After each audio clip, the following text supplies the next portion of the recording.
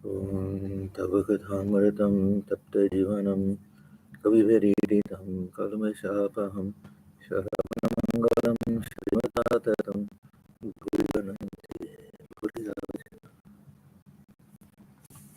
Your words are like nectar, bringing life to scorched souls. They are praised by poets and remove all sin. They are auspicious to hear, wonderful and exalted. Those who spread these words throughout the world are truly giving souls. Welcome, everyone, to our class on the Gospel of Sri Ramakrishna. The date is Wednesday, September 26, 1883, and this is the chapter Instruction to Vaishnavas and Brahmos, and we're on page 300.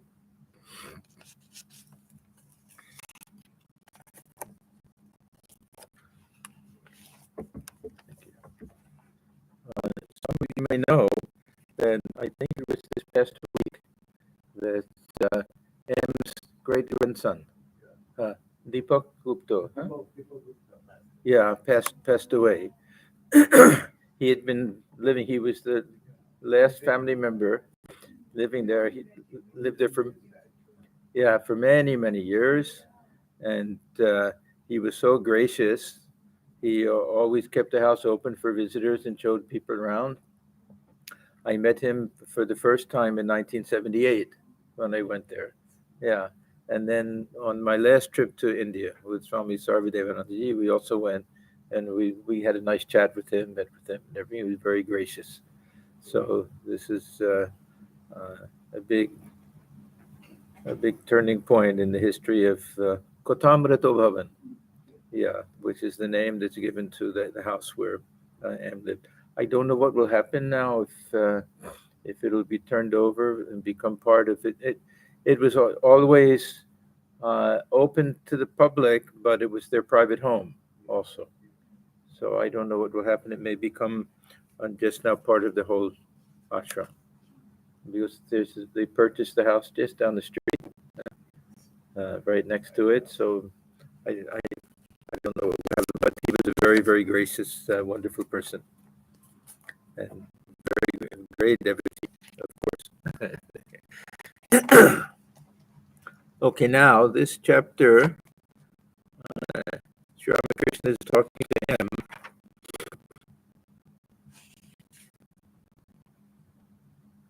Yeah, the whole thing is talking to him. There were just a few devotees. It's a Wednesday, so there were just a few devotees with the master.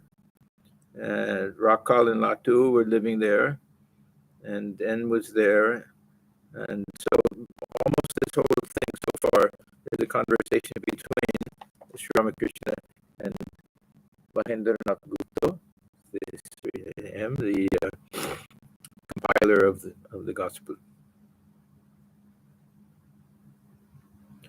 This is Sri Ramakrishna speaking. Let me ask you one thing. Do you feel attracted to money and treasures? M. No, sir. But I think of earning money in order to be free from anxiety, to be able to think of God without worry. Now, this is always a big question. It runs throughout. We find it mostly with Adhar. Somebody is a devotee. To what extent should they really make an effort to get a better job and to earn more money? To what extent should they just be content with whatever comes? So it's a balance. It's a balance. If we take a harder job that brings more money and more responsibility, sometimes we have less time and more anxiety.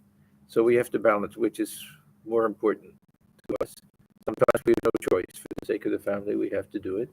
So M gives a good answer. No, sir, but I think of earning money in order to be free from anxiety. So this is perfectly legitimate, to be able to think of God without worry. If the whole mind is thinking about how to pay bills and everything, that's also not a good situation. So Sri Ramakrishna says, oh, that's perfectly natural. M, is it greed? I don't think so. Master, you are right. Otherwise, who will look after your children? What will become of them if you feel that you are not the doer Now, it sounds like a funny statement, but he's getting philosophical on us. That a stage comes in spiritual life where we don't feel that we're actually individual jivas. The stage comes where we start to identify ourselves either as just the witness, or we start to feel that God dwelling within is the real doer, the Divine Mother or Ishvara. Different attitudes may come, but this is the stage where we start to practice surrender and acceptance and renunciation also. But this type of renunciation, it has to be tempered a little bit by our situation in the world, our daily needs, what the family requires from us, and all of these different things. So if someone feels they're not the doer, this indicates the time for renunciation has come, or one has reached another level. We have this in the Gita with this concept of reaching the plane of yoga. So that there are those who are ararukshu, those who are trying to ascend to that plane. For them, they have to do an action. Karma is the karma karanamuchite. So they have to do action. But once they've reached this plane, it's not realization. They've reached a certain level. Then shanta, then this quietude, then the lack of effort, just accepting things as they come, then that becomes their path. That becomes the means for them to get realization. So that's a higher level. Generally, the way Sri Ramakrishna explains it is that we don't decide that duties fall off on their own, that we become incapable of doing things at some point, and then Mother herself, Divine Mother, takes over for us. So it's not exactly that we have to think, have I reached that point where now I don't make any effort, I simply accept things like that. It's something that grows and happens naturally. If it's done prematurely, Prabhupada gives a nice illustration that we have a scab, that the scab serves a purpose. It's allowing the wound to heal underneath. If we pull it off before it's healed underneath, it'll bleed again. So, and if we wait, the scab will fall off on its own when it's healed underneath. That means when it's time for us to be able to renounce.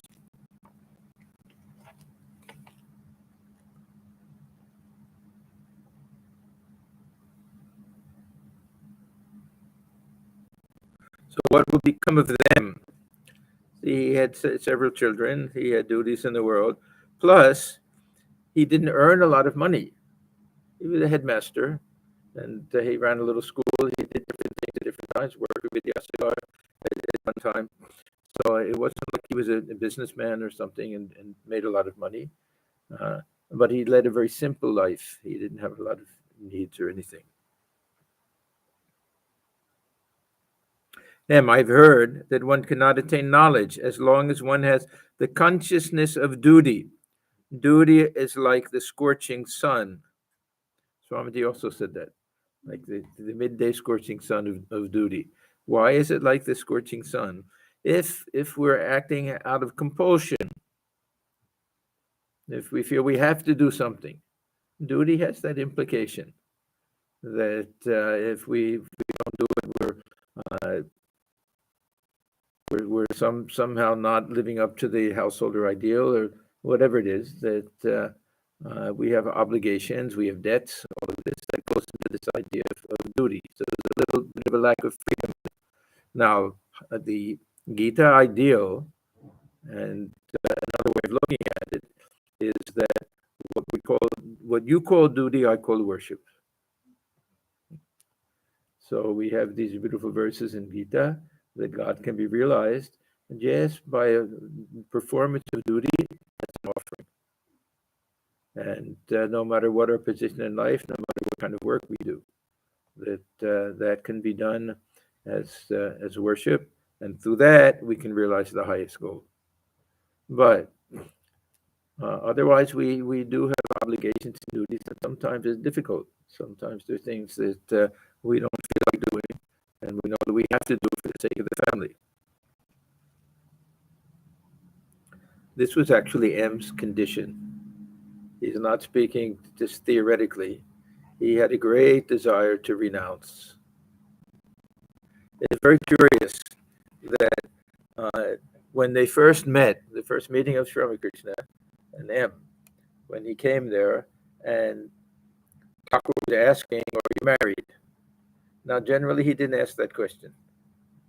The whole thing is very curious because we have this idea that where he sees somebody, he knows everything, their past, their future, and everything. Why does he have to ask that? And why is he disappointed when he finds that M is married? So it's not that when he says, "I can look into a man's heart," as the way people look inside a glass case and see everything within that. He, in a certain mood, he could do it. It's not that he was always doing it with everybody, reading everybody's mind or anything. Anyhow, in M's case, he saw that M was perfectly qualified to renounce, that he could have been one of the young future monastic disciples. And this is why he was a little disappointed when he heard that M was married.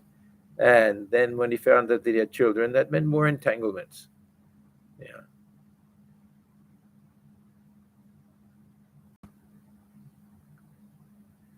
So the curious thing is that when M finally says that, "No, I really do want to renounce," then he says, "No, you can't do it." As if he's not ready to do it or something. But we have this idea that M had the role to play in this lila of being this Gurihi sannyasi, to live like a sannyasi, only was still within the household situation. So he had a special role to play.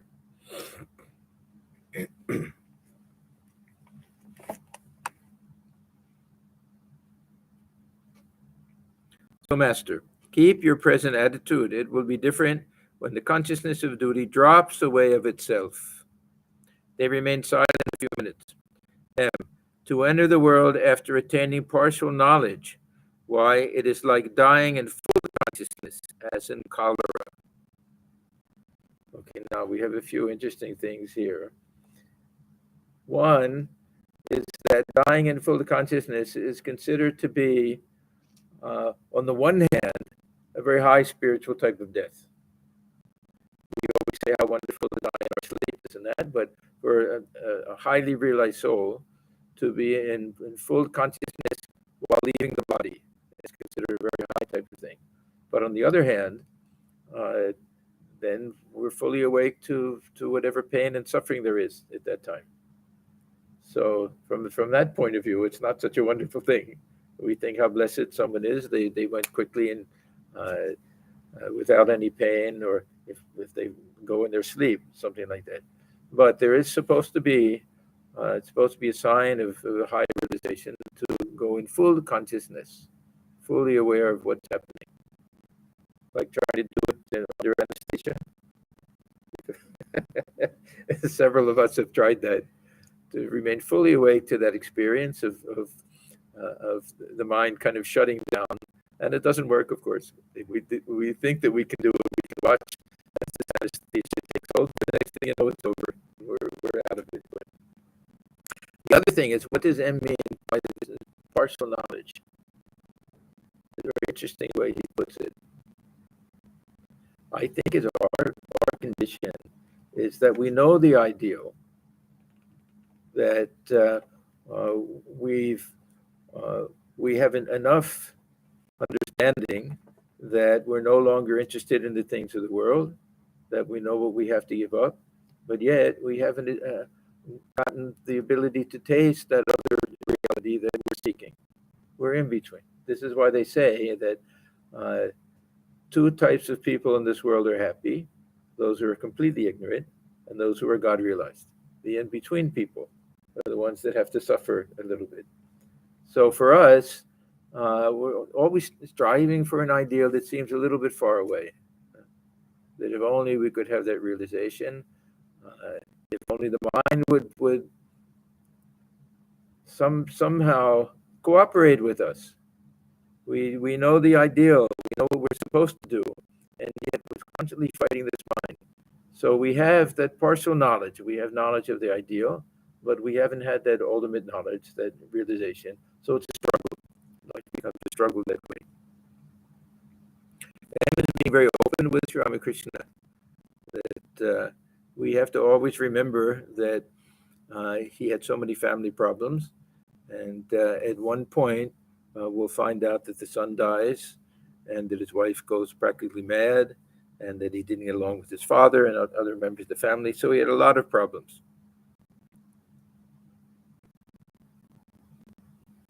So M says, to enter the world after attaining partial knowledge, why it is like dying in full consciousness, as in cholera. Cholera is supposed to be a very painful type of condition. People who die with cholera. Master, oh Ram Ram. The idea in M's mind was just as a cholera patient feels excruciating pain at the time of death because of retaining consciousness. So also a jnani with partial knowledge must feel extremely miserable leading the life of the world, which he knows to be illusory. So for M, this partial knowledge for him meant that God alone is real, that there's nothing else worth striving for, that one should renounce everything for God, and yet he has this family situation that he's not able to do it.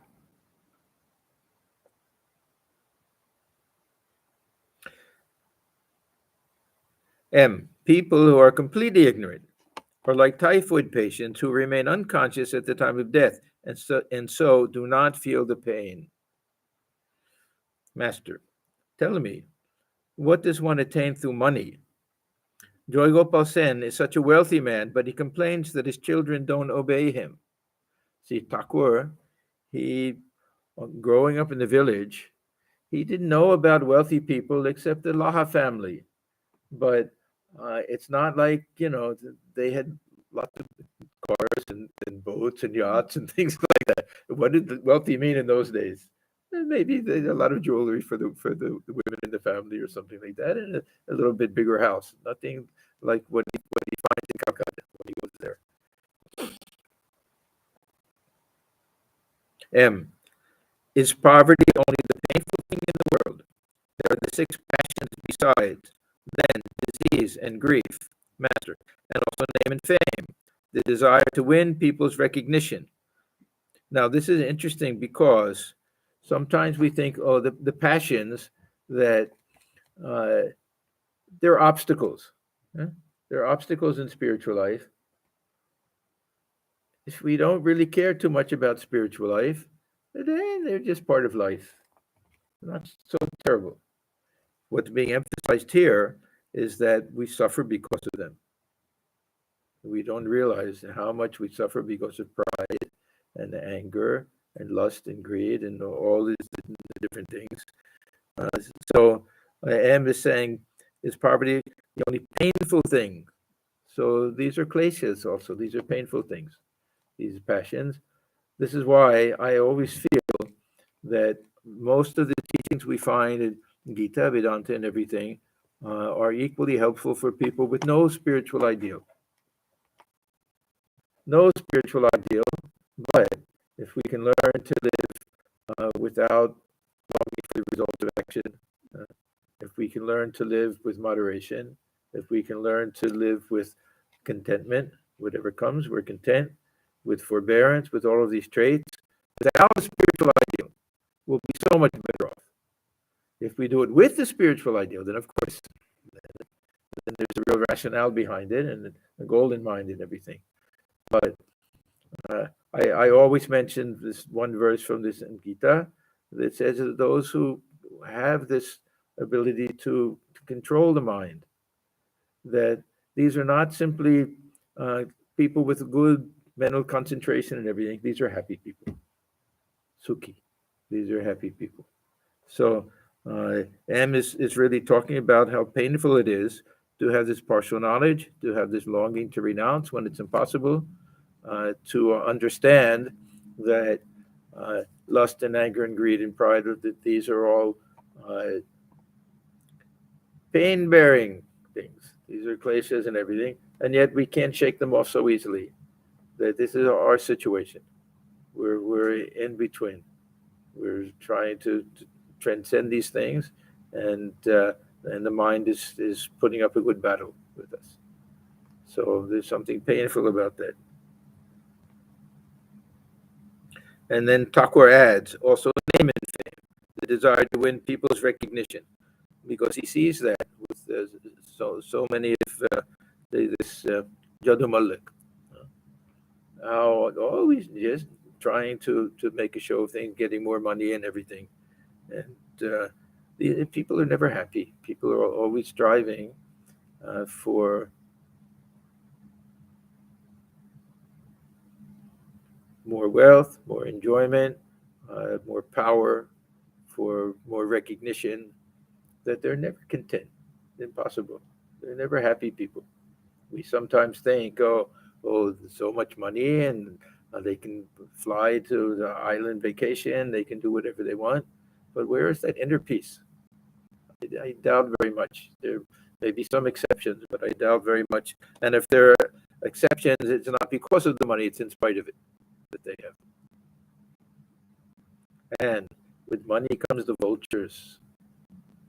And who knows, wealthy people, how do they know if anyone really likes them or not? The flatterers and everything. Very difficult. And then they know as soon as they die, children are going to fight over their money. It's a terrible thing.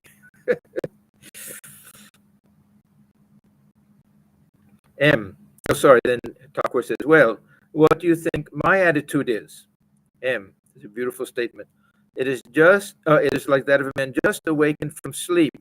He becomes aware of himself. You are always united with God.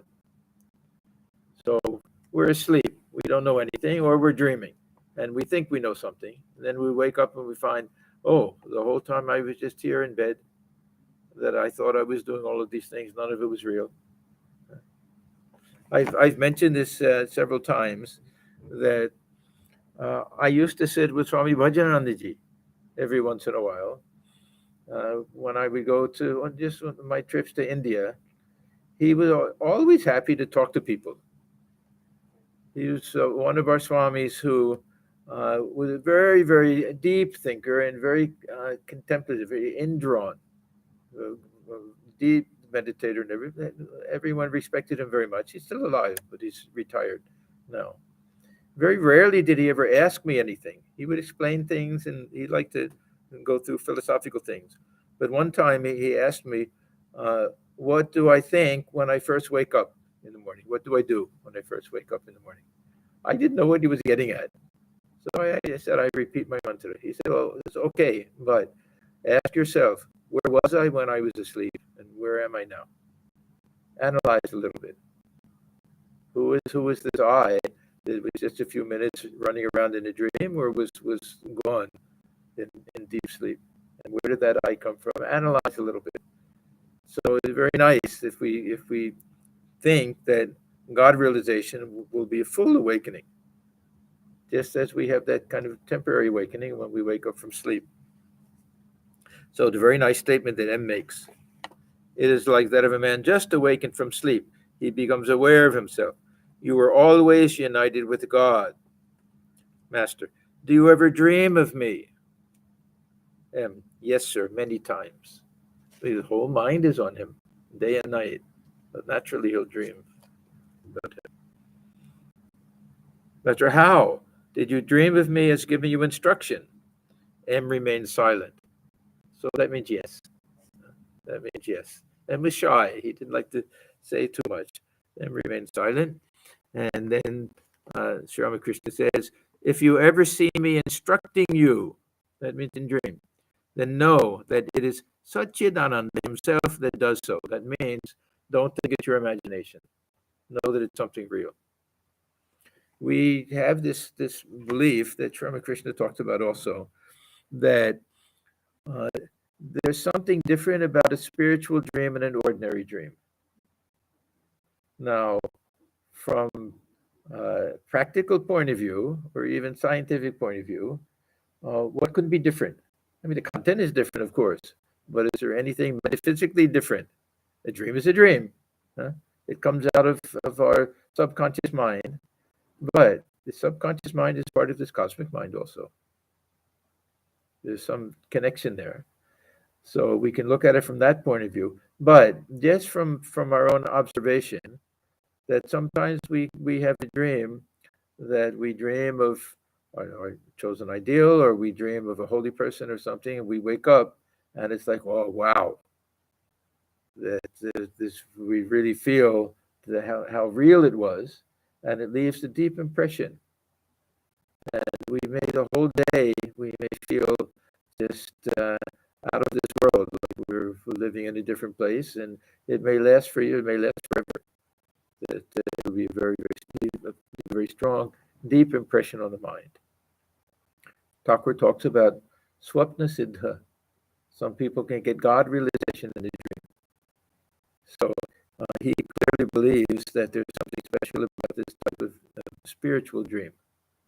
And I think most, at least for me, most of the dreams are nonsense dreams. But every once in a while, if there is a dream like that, then it really, we feel very blessed that we've had that type of experience. I've had very few in my lifetime, but some of them really, I remember so strongly that it was really as if it really actually happened. It leaves a different impression when we wake up. And related his dream experiences to Sri Ramakrishna, who listened to them attentively. Master to M, that is very good. Don't reason anymore. You are a follower of Shakti. Now, this is also interesting because M was never very clear. When he first comes to Sri Ramakrishna and he's asked, he says he likes the impersonal absolute, this Nirguna Brahman ideal of the Brahmo Samaj. Maybe a little bit of personality, but formless, certainly formless. And then later he says, no, I like it, but now I understand that God can manifest in all different ways, that he can also be personal, impersonal, with form, without form, and everything. And then sometimes he seems to like this servant master idea. He never specifically tells Sri Ramakrishna that I like this mother-child relationship. Does he? You remember? I don't remember that ever. Maybe something like that came in the dream. Now, the other thing that is important, I think, is that M was extremely devoted to his mother, who died. He had a stepmother that he lived with. He was very, very much devoted to his mother. And I think maybe at one time asked, can one meditate on one's mother? Yeah. So maybe that was the connecting link. Otherwise, follower of Shakti doesn't have to mean that Mother Kali is your chosen ideal or anything like that. It can simply mean that he understands that this Brahman is possessed of qualities and is also the creator or projector of the universe. That this Nirguna Brahman is also Saguna Brahman. Everything that Thakur was teaching, this also falls within this Shakti tradition. The personal, impersonal, and with form and without, and able to take many forms and all of that. So something in the dream indicated that to Sri Ramakrishna. Plus, and now we can say by now he knows M's mind very well. That he can confirm that, yes, you are a follower of Shakti. Okay, that's the end of that day. This is still the same chapter, Instruction to Vaishnavas and Brahmos. Now it's Wednesday, October 10th, 1883. Adhar. Now we see how many times Adhar invited Thakur to his house. I never realized, I never noticed it before. We've seen it so many times, and he's very recent. He's a recent devotee. Balaram Bose has the number one spot. They say 100 times Thakur went to his house, but Adhar is really many times. Adhar had invited the master to come to his house on the occasion of the Durga Puja festival in Bengal, in Kolkata. This, of course, is the main festival. This is the equivalent to Christmas in this country. That it's the most important holy day, and also festival day, and a day when people visit other people and share food and wear new saris and all sorts of things. It's a very wonderful vacation, and everybody gets the vacation time.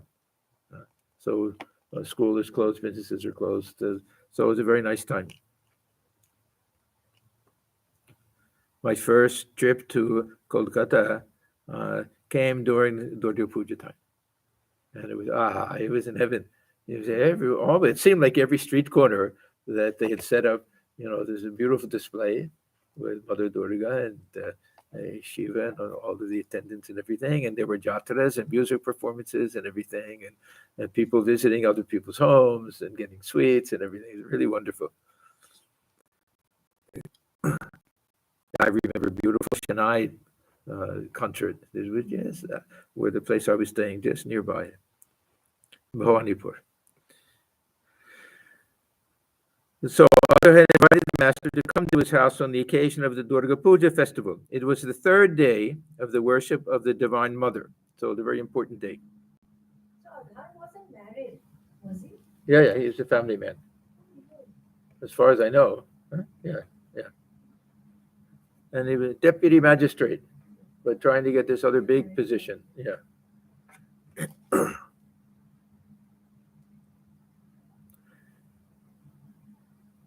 When Sri Ramakrishna arrived at Adhar's house, he found Adhar's friend Sharuda, Balaram's father, and Adhar's neighbors and relatives waiting for him. The master went into the worship hall to see the evening worship. When it was over, he remained standing there in an abstracted mood and sang in praise of the Divine Mother. Now, this is a very interesting song, the Divine Mother, but it's going to include Radha and everything. It's going to be half Shakti, half Vaishnava kind of song. There are many songs like that, the beautiful songs. Out of my deep affliction, rescue me, O Redeemer.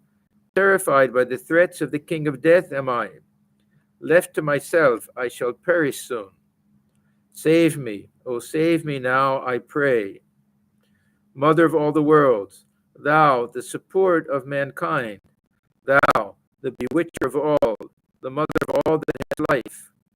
Vrindavan's charming Radha art thou. So the same Divine Mother, who is Mother Kali, or Durga. And now speaking of in terms of Radha. Dearest playmate of Braja's beloved, that is Krishna, of course. Blissful comrade of Krishna, wellspring of Krishna's Leela, child of Himalaya. Now, who is child of Himalaya? Parvati. So now we're back to this Shaiva or Shakta tradition, just going back and forth between them. Very, very nice. Child of Himalaya, best of the gopis. So this identification, who were the gopis, is also manifestation of Divine Mother, Radha.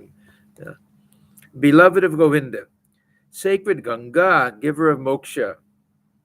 Ganga is also thought of as a female deity. Shakti, the universe sings thy praise. Thou art the spouse of Shiva. So again, or Parvati, or Uma, or Gauri, or Kali, Durga. He had lots of different ages. He had different manifestations, different forms of Divine Mother. The ever blessed, the all. I don't fully understand it, but when we see all the different names of, say, Lakshmi or Saraswati, they're all the same, Lakshmi, Saraswati.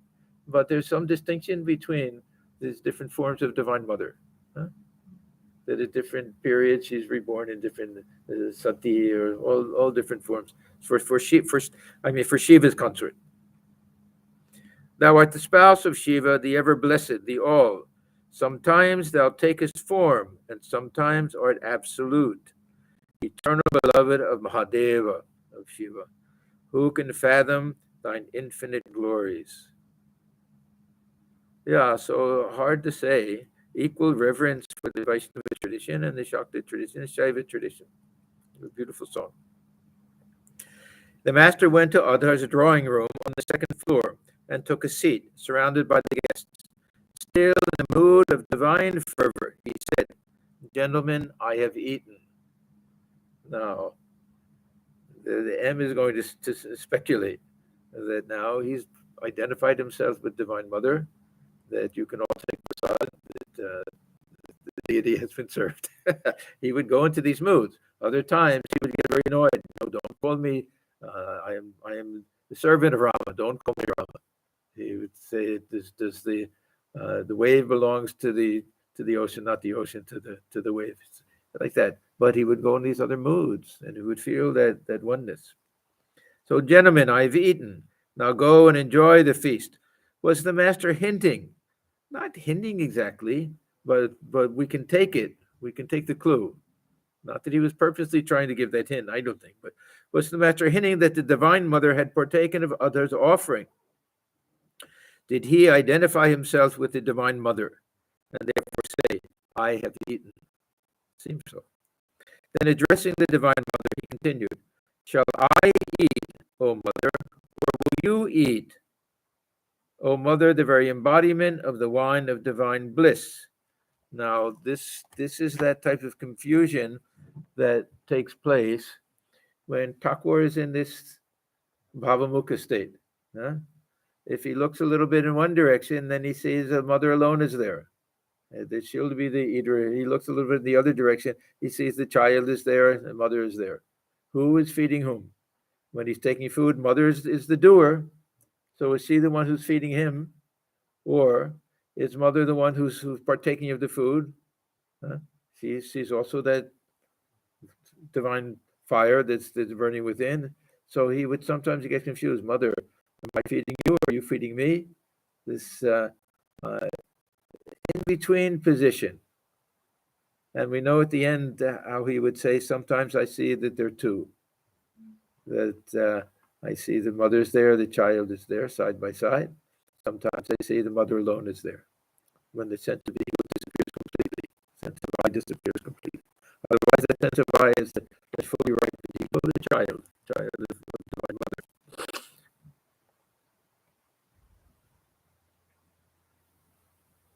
Shall I eat, O Mother, or will you eat? O Mother, the very embodiment of the wine of divine bliss. Did the Master look on himself as one with the Divine Mother? Had the Mother incarnated herself as the Son? This is a fascinating idea. This is something like the Chaitanya school, where they believe that Krishna incarnated himself as Chaitanya Deva in order to, as Radha both. The Chaitanya was a combination of Radha and Krishna, so that Krishna could experience the joy of the devotion that Radha had. A curious idea. But it's also interesting that the Divine Mother wanted to be born as the Son in order to experience that loving relationship, the love that the Son feels for the Mother. It's fascinating, huh? A beautiful idea. Had the Mother incarnated herself as the Son to instruct mankind in the ways of God? Was this why the Master said, I have eaten? In that state of divine ecstasy, Sri Ramakrishna saw the 6 centers in his body and the Divine Mother dwelling in them. He sang a song to that effect. Again, he sang, my mind is overwhelmed with wonder, pondering the Mother's mystery. Her very name removes the fear of Kala, death himself. The Kala, it means time, but time is death. So it means both. That everything comes in time, everything disappears in time. So time is the great destroyer. Also a name of Shiva. So because Shiva is also the one who withdraws everything at the end. The fear of Kala, death himself. Beneath her feet lies Mahakala. So let me read this again. My mind is overwhelmed with wonder, pondering the Mother's mystery. Her very name removes the fear of Kala, death himself. Beneath her feet lies Mahakala. So we see that Mahakala means Shiva here. The image of Mother Kali. She's standing on the chest of Shiva. The way we see it, we can only see when you're looking straight on. You see the head of Shiva, kind of matted locks that way. You'd have to see from a different angle to see, but she's right on his chest, 1 foot on the chest. Why should her hue be kala, black? Now, kala also means black. So that's the other thing, that uh, the color for Kali and the color for Krishna, both black. Or sometimes they say it's like this shama color, this like a dark rain cloud, something like that. So Thakur very often says that this is because this represents formless and the infinite formless reality. We can't make any distinctions between things. This idea of darkness and deep darkness, mother, thy formless beauty sparkles. The beautiful song. Why should her hue be kala, black? Many the forms of black, but she appears astoundingly black. When contemplated in the heart, she lights the lotus that blossoms there. In deep darkness, thy formless beauty sparkles. So it's not the blackness of ignorance or anything. It's just this infinite, absolute, formless reality that illumines everything.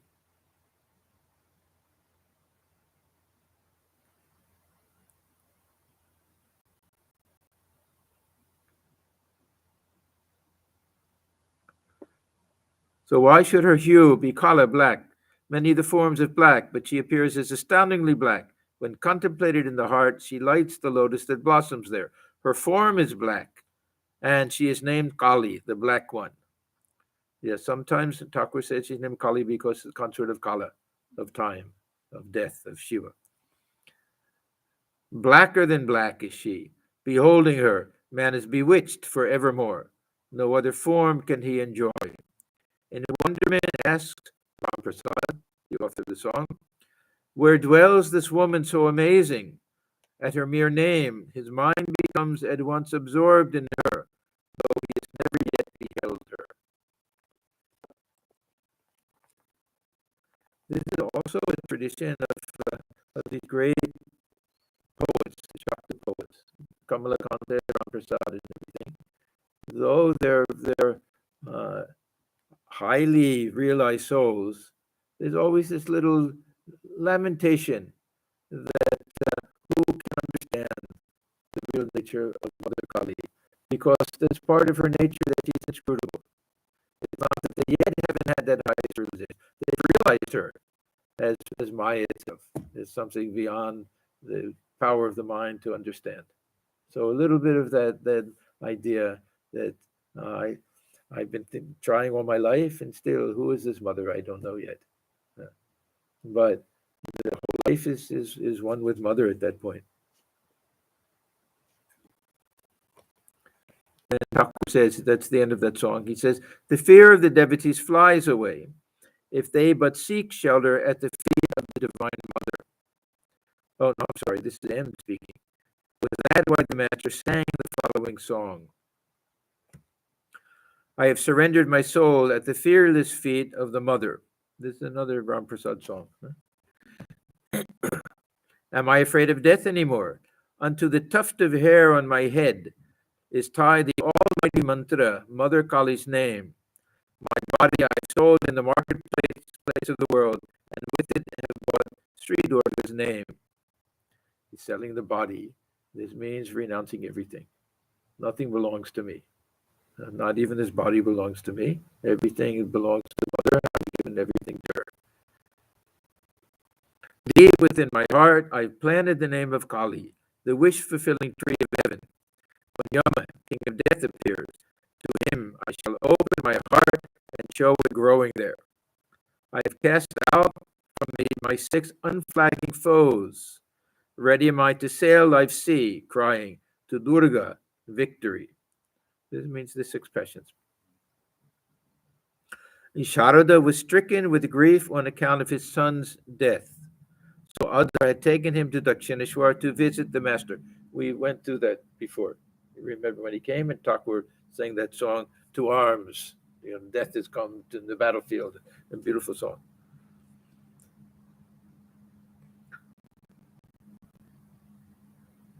Sharada was a devotee of Sri Chaitanya.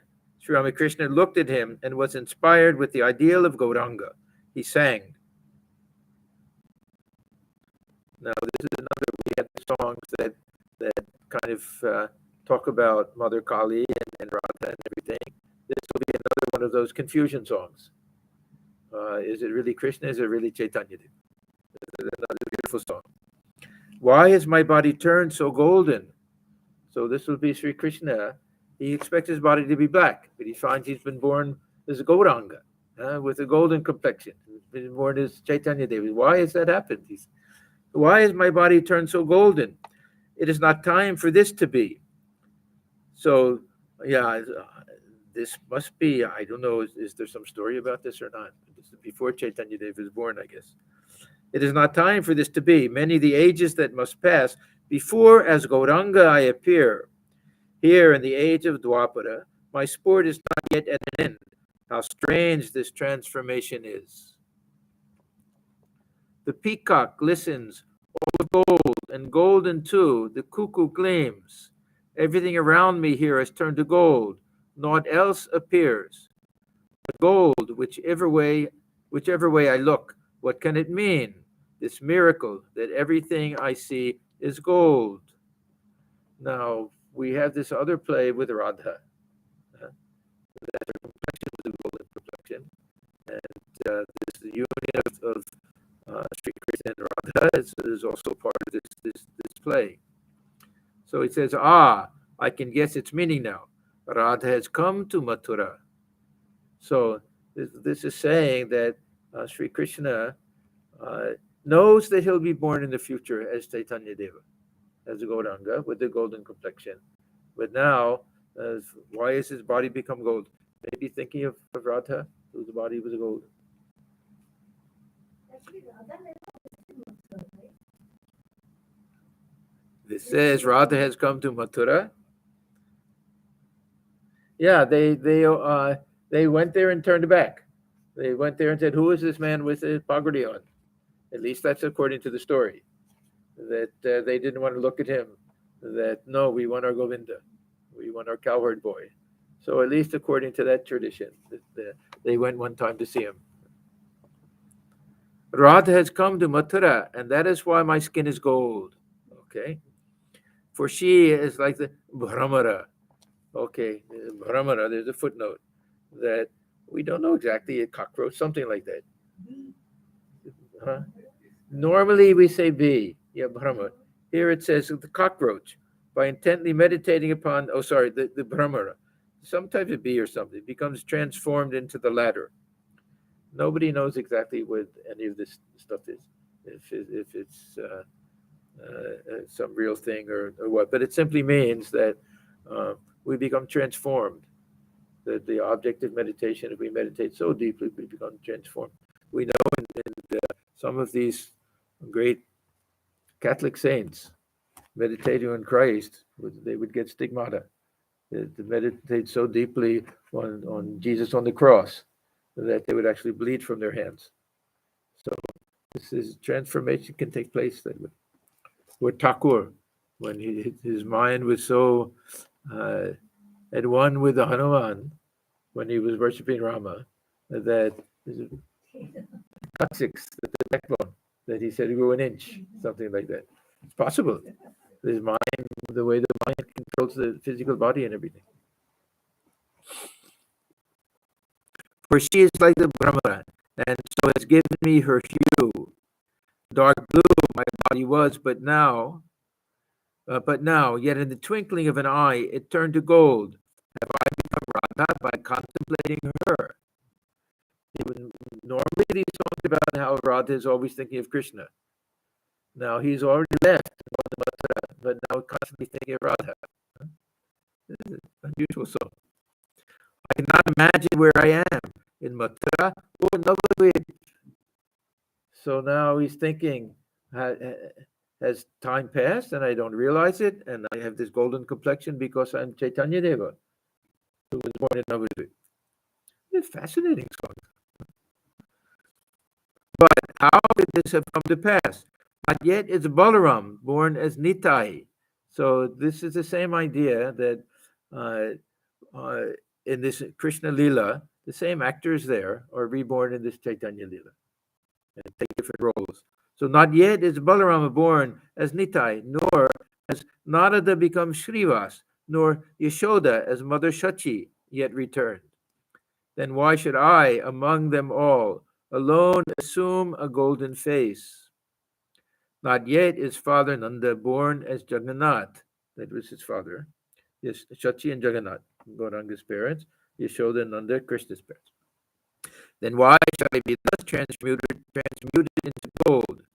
Perhaps because in Mathura, sweet Radha has appeared.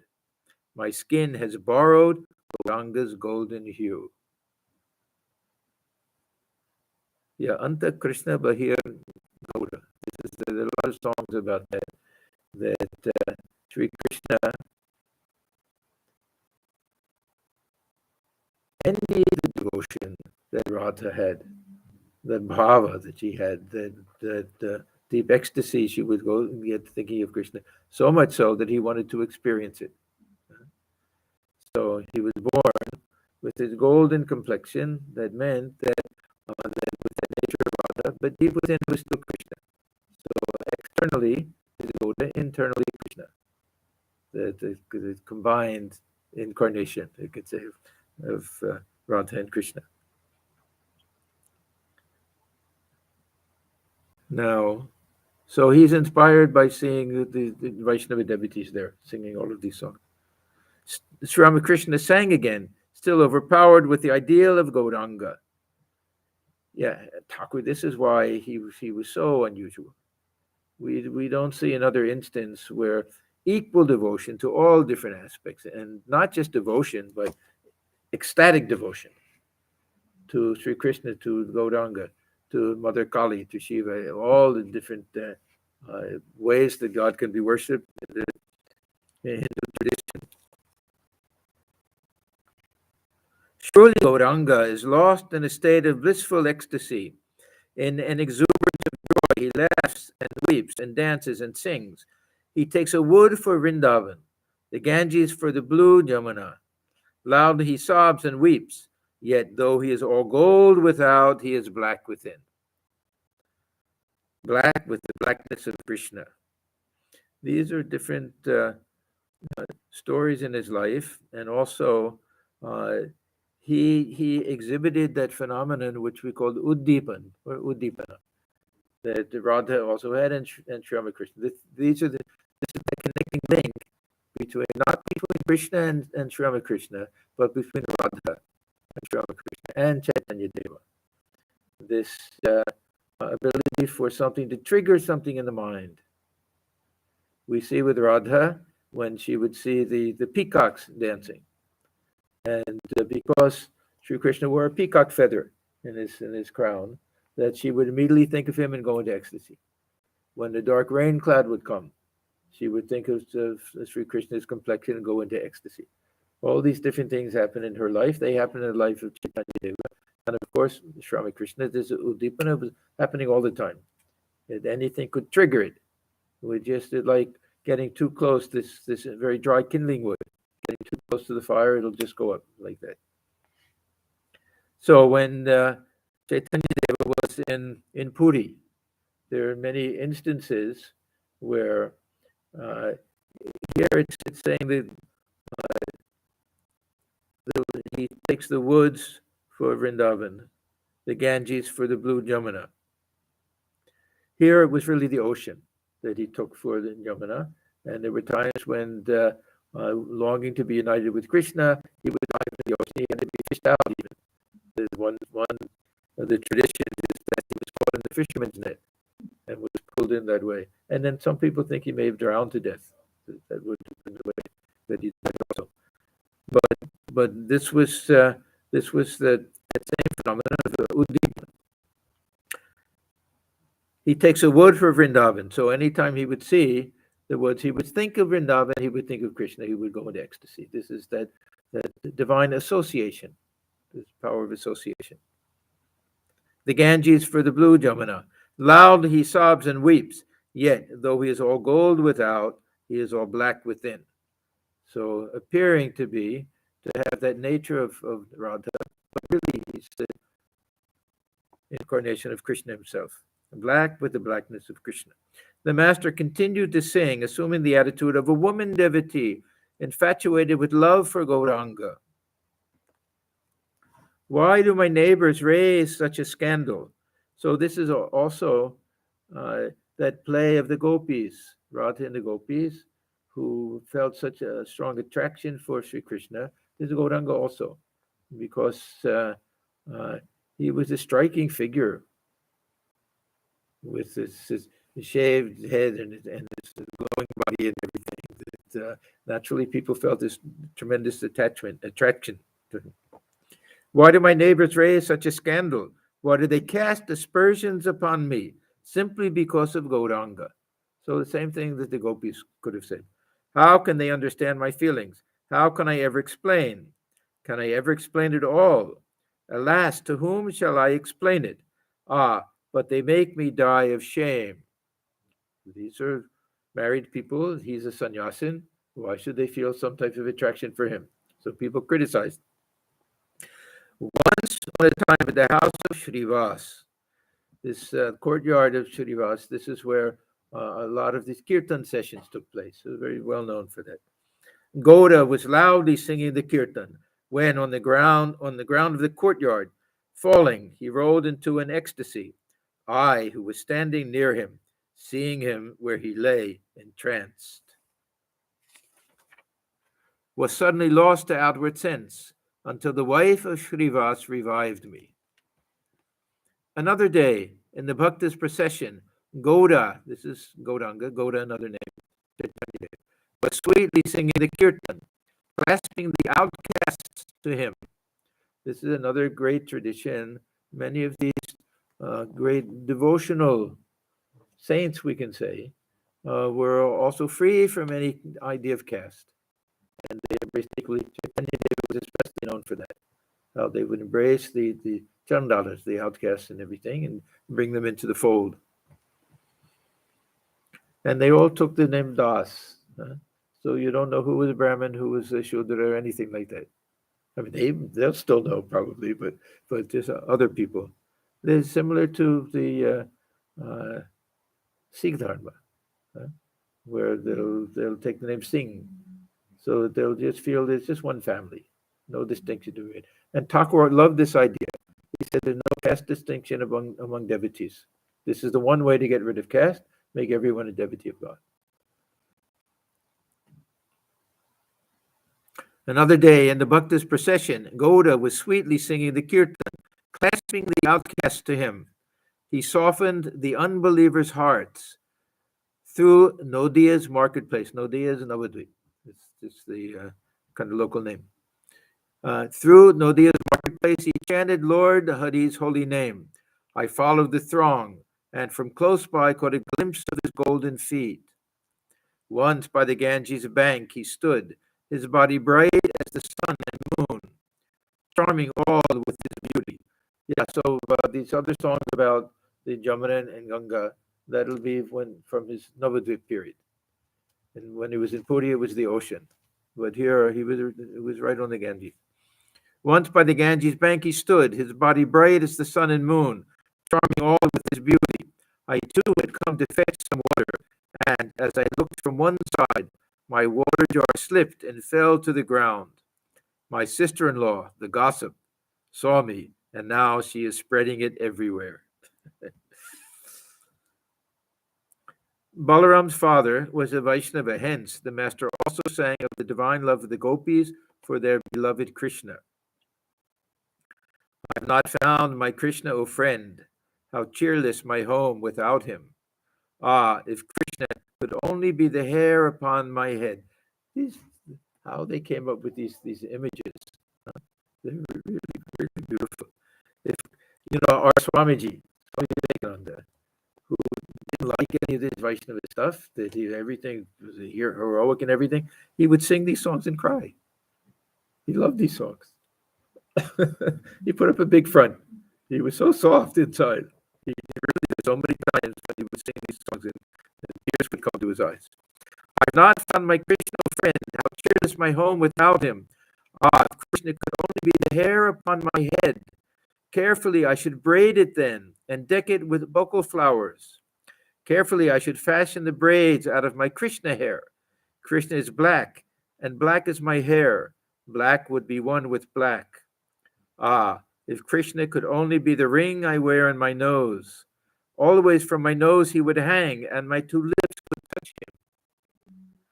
But it can never be, alas. Why should I idly dream? Why should Krishna care at all to be the ring in my nose? Ah, if Krishna could only be the bracelets on my arms. Always he would cling to my wrists, and proudly I should walk, shaking my bracelets to make them sound, shaking my arms to show them. Down the king's highway I would walk, wearing my Krishna bracelets. Okay, we can stop here. This will continue. There will be a little conversation with Balaram's father, the very orthodox Vaishnava, who also a propertied person. No, we don't have. Okay, we'll stop here.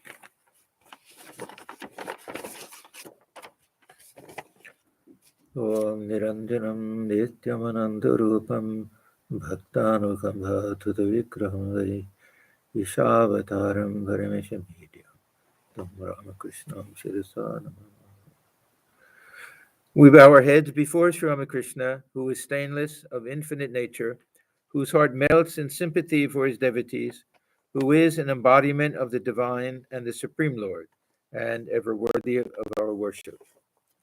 Om Shanti, Shanti, Shanti. Peace, peace, peace be unto all.